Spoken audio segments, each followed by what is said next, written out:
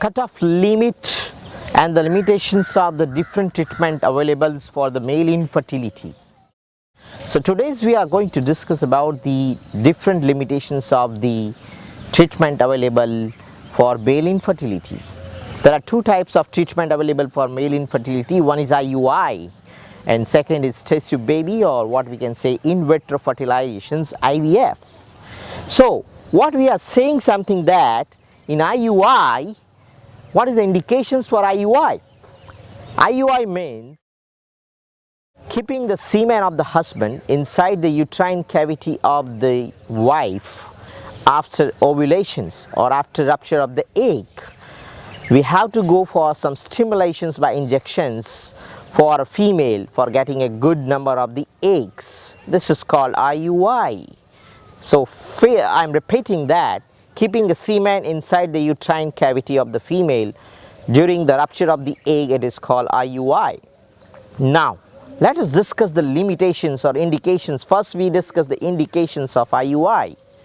Indications of IUI for male infertility is when the count is less than 15 million, when the motility is less than 30%, and when the morphology should have more than 4% normal sperm will be present, then we can proceed for IUI.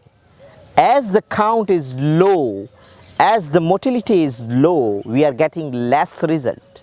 But by and large, we can say that IUI is having certain limitations. It cannot get more than 30% results of one cycle if you select the patients very correctly. So these are the limitations of IUI. But at which point we have to stop? How much IUI we have to do?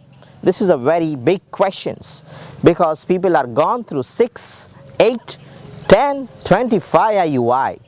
We have to say that in today's scenario, when we have to stop against the criteria of motility and count. So when the person is having more than 10 years of the infertility or more than 35 years of the age of the female partner, one thing.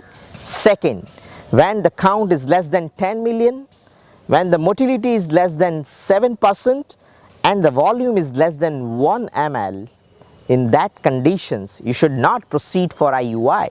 These are the limitations for IUI, where you can get less than 1 or 2% results.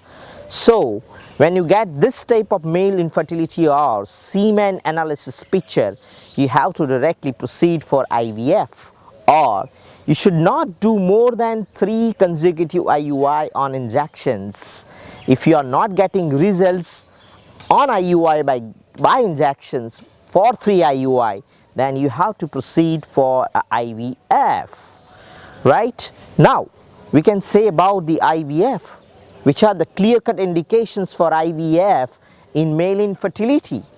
As we say correctly that when the motility and count, so we consider first count is less than 6 or 7 million, when the motility is also less than 7%, and when the morphology is less than 4%, in that conditions you have to directly proceed for IVF, or you proceed for 3 IUI on gonadotropin injections. If you are not getting results, then you have to go for IVF.